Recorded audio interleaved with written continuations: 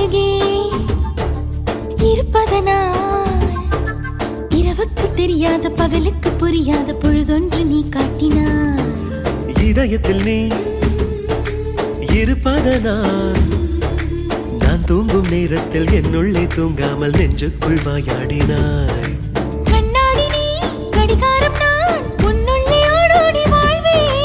காதல் எனும் கடுதாசி நீ என்றென்றும் அன்புடன் நான்